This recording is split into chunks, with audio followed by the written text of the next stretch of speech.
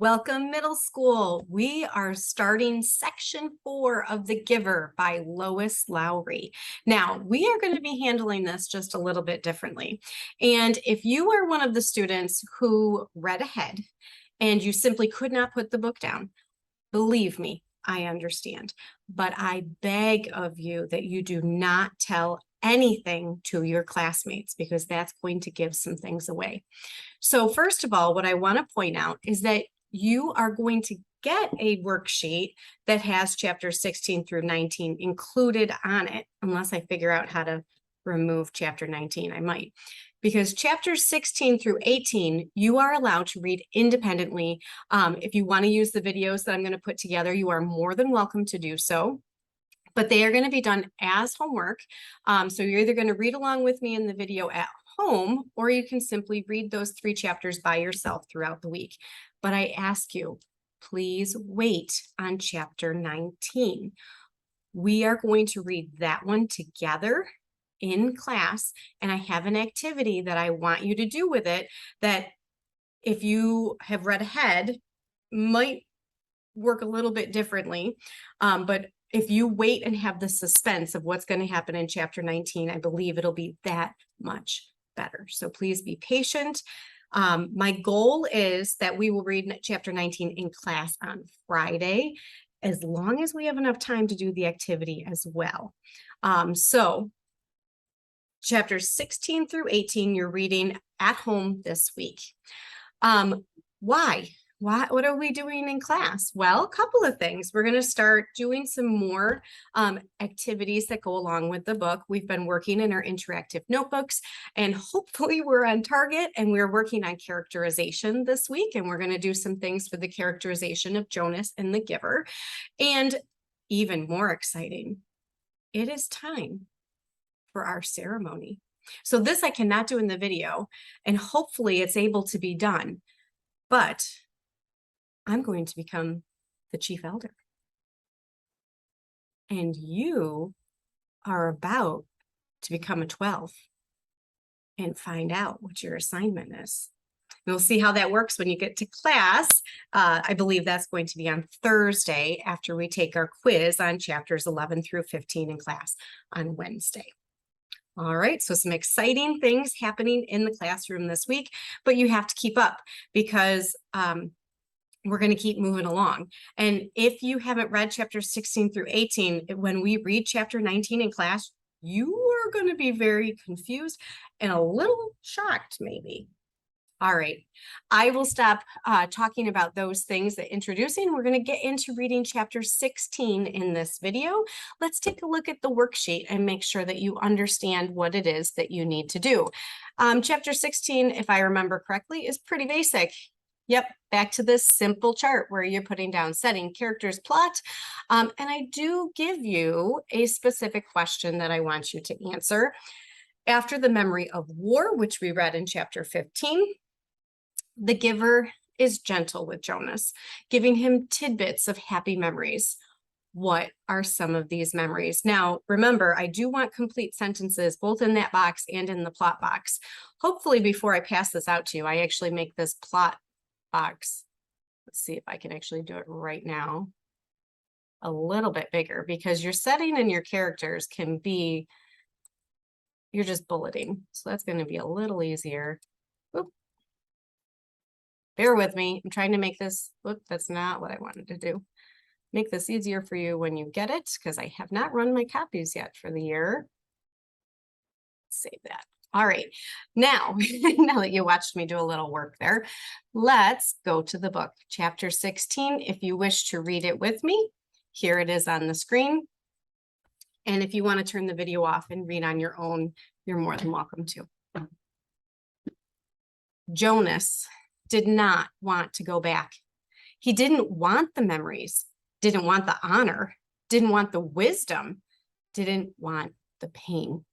He wanted his childhood again, his scraped knees and ball games. He sat in his dwelling alone, watching through the window, seeing children at play, citizens bicycling home from uneventful days at work, ordinary lives free of anguish, because he had been selected, as others before him had, to bear their burden. But the choice was not his. He returned each day to the annex room. The giver was gentle with him for many days following the terrible shared memory of war. There are so many good memories, the giver reminded Jonas, and it was true. By now, Jonas had experienced countless tidbits of happiness, things he had never known of before. He had seen a birthday party with one child singled out and celebrated on his day, so that now he understood the joy of being an individual, special and unique and proud. He had visited museums and seen paintings filled with all the colors he could now recognize and name. In one ecstatic memory, he had ridden a gleaming brown horse across a field that smelled of damp grass and had dismounted beside a small stream from which both he and the horse drank cold, clear water. Now he understood about animals, and in the moment that the horse turned from the stream and nudged Jonas's shoulder affectionately with its head, he perceived the bonds between animal and human. He walked through woods and sat at night beside a campfire. Although he had, through the memories, learned about the pain of loss and loneliness, now he gained, too, an understanding of solitude and its joy. "What is your favorite?" Jonas asked the giver. "You don't have to give it away yet," he added quickly. "Just tell me about it so I can look forward to it, because I'll have to receive it when your job is done." The giver smiled. "Lie down," he said. "I'm happy to give it to you." Jonas felt the joy of it as soon as the memory began. Sometimes it took a while for him to get his bearings, to find his place, but this time he fit right in and felt the happiness that pervaded the memory. Pervaded vocabulary spread throughout. He was in a room filled with people, and it was warm, with firelight glowing on the hearth. Another vocabulary, a fireplace. He could see through a window that outside it was night and snowing. There were colored lights, red and green and yellow, twinkling from a tree, which was, oddly, inside the room. On a table, lighted candles stood in a polished golden holder and cast a soft, flickering glow. He could smell things cooking, and he heard soft laughter. A golden-haired dog lay sleeping on the floor. On the floor were packages wrapped in brightly colored paper and tied with gleaming ribbons. As Jonas watched, a small child began to pick up the packages and pass them around the room to other children, to adults who were obviously parents, and to an older, quiet couple, man and woman, who sat smiling together on a couch. While Jonas watched, the people began one by one to untie the ribbons on the packages, to unwrap the bright colored papers, open the boxes and reveal toys and clothing and books. There were cries of delight. They hugged one another. The small child went and sat on the lap of the old woman, and she rocked him and rubbed her cheek against his. Jonas opened his eyes and lay contentedly on the bed, still luxuriating in the warm and comforting memory. It had all been there, all the things he had learned to treasure.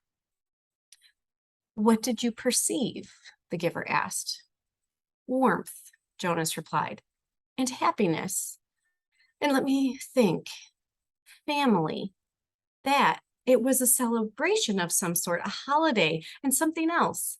I can't quite get the word for it. It will come to you." Who were the old people? Why were they there?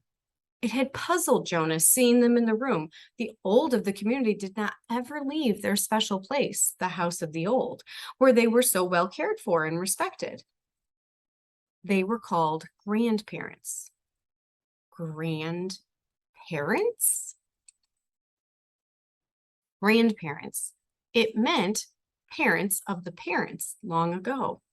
Back and back and back, Jonas began to laugh. "So actually there could be parents of the parents of the parents of the parents?" The giver laughed too. "That's right. It's a little like looking at yourself, looking in a mirror, looking at yourself, looking in a mirror." Jonas frowned. "But my parents must have had parents. I never thought about it before. Who are my parents of the parents? Where are they?" "You could go look in the Hall of Open Records. You'd find the names. But think, son. If you apply for children, then who will be their parents and parents? Who will be their grandparents? My mother and father, of course. And where will they be? Jonas thought. Oh, he said slowly. When I finish my training and become a full adult, I'll be given my own dwelling.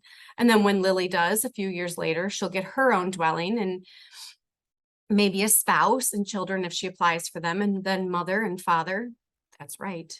As long as they're still working and contributing to the community, they'll go and live with the other childless adults, and they won't be part of my life anymore. And after that, when the time comes, they'll go to the house of the old, Jonas went on. He was thinking aloud, and they'll be well cared for and respected. And when they're released, there will be a celebration, which you won't attend, the giver pointed out. No, of course not, because I won't even know about it. By then, I'll be so busy with my own life, and Lily will too. So our children, if we have them, won't know who their parents of parents are either. It seems to work pretty well that way, doesn't it? The way we do it in our community? Jonas asked. I just didn't realize there was any other way until I received that memory. It works, the giver agreed. Jonas hesitated. I certainly liked the memory, though. I can see why it's your favorite. I couldn't quite get the word for the whole feeling of it, the feeling that was so strong in the room. Love, the giver told him. Jonas repeated it. Love. It was a word and concept new to him. They were both silent for a minute. Then Jonas said, Giver? Yes. I feel very foolish saying this. Very, very foolish. No need. Nothing is foolish here. Trust the memories and how they make you feel. Well, Jonas said, looking at the floor, I know you don't have the memory anymore because you gave it to me, so maybe you won't understand this. I will. I am left with a vague wisp of that one, and I have many other memories of families and holidays and happiness, of love. Jonas blurted out what he was feeling. I was thinking that, well, I can see that it wasn't a very practical way to live with the old right there in the same place, where maybe they wouldn't be taken care of the way they are now, and that we have a better arranged way of doing things. But anyway, I was thinking, feeling actually, that it was kind of nice then, and that I wish we could be that way, and that you could be my grandparent. The family and the memories seemed a little more, he faltered, not able to find the word he wanted. A little more complete, the giver suggested. Jonas nodded. I liked the feeling of love, he confessed. He glanced nervously at the speaker on the wall, reassuring himself that no one was listening. I wish we still had that, he whispered. Of course, he added quickly. I do understand that it wouldn't work very well, and that it's much better organized the way we are now. I can see that it was a dangerous way to live. What do you mean? Jonas hesitated. He wasn't certain really what he had meant. He could feel that there was risk involved, though he wasn't sure how. Well, he said finally, grasping for an explanation, they had fire right there in that room. There was a fire burning in the fireplace, and there were candles on a table. I can certainly see why those things were outlawed. Still, he said slowly, almost to himself, I did like the light they made and the warmth. Father, Mother, Jonas asked tentatively after the evening meal, I have a question I want to ask you. What is it, Jonas? His father asked. He made himself say the words, though he felt flushed with embarrassment. He had rehearsed them in his mind all the way home from the annex. Do you love me? There was an awkward silence for a moment. Then father gave a little chuckle. Jonas, you of all people, precision of language, please. What do you mean? Jonas asked. Amusement was not at all what he anticipated. Your father means that you used a very generalized word, so meaningless that it's become almost obsolete. His mother explained carefully. So, obsolete is another vocabulary word, meaning it's outdated. They don't even use the word love anymore because these pills they take those emotions away, those feelings, they're gone. They don't know how to love. Can you imagine that? There's times I know in middle school that those hormones are so crazy that maybe the pills would be nice, get some control over your hormones and your emotions. But would you want to take love away? Think about being held by your parents when you were little, being rocked like that grandmother rocked the baby. Do you think Jonas's parents did that? They don't even have that bond. The nurturers took care of them, and the nurturers basically do it as a job. I can't imagine taking love away. Sorry, let's come on back. Jonas stared at them. Meaningless? He had never before felt anything as meaningful as the memory. And of course, our community can't function smoothly if people don't use precise language. You could ask, "Do you enjoy me?" The answer is yes, his mother said. Or, his father suggested, "Do you take pride in my accomplishments?" And the answer is wholeheartedly yes.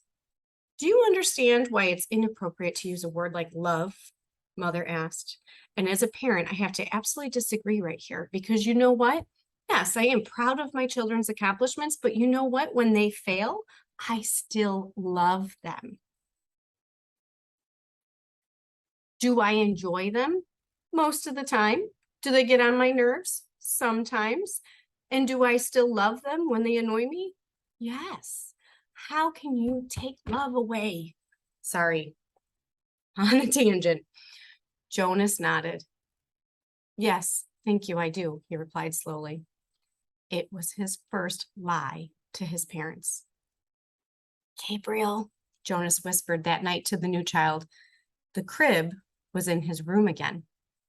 After Gabe had slept soundly in Jonas's room for 4 nights, his parents had pronounced the experiment a success and Jonas a hero.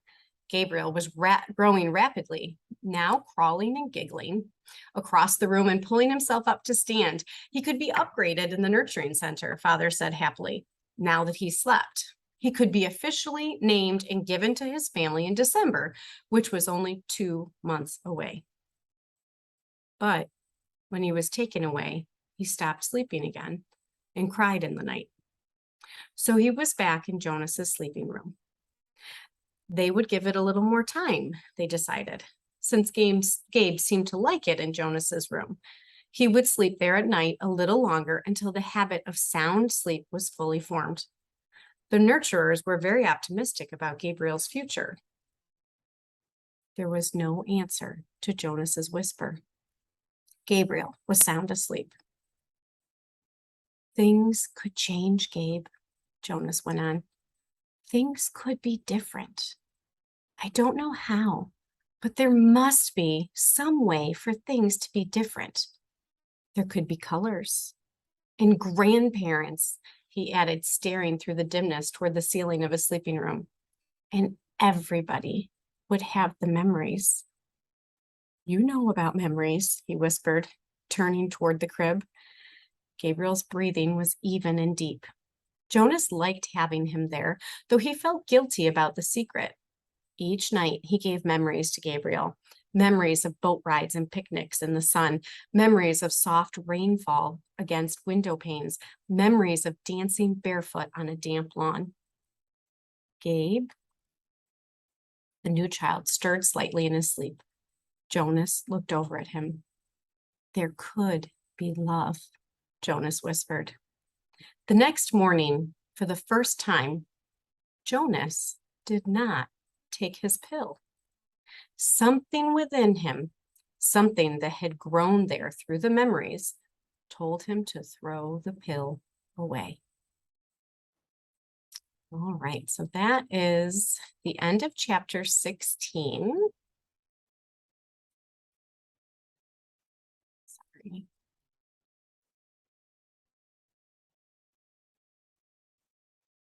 And I will see you for chapter 17 if you choose to read it with me.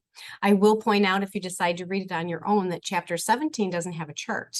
It has text-dependent questions where you need to gather the evidence on your own, no chart included, and write out a good claim, answer, cite, explain, 2 reasons, 2 details within that minimum of 5 sentences. All right, enjoy the chapter. We'll see you later.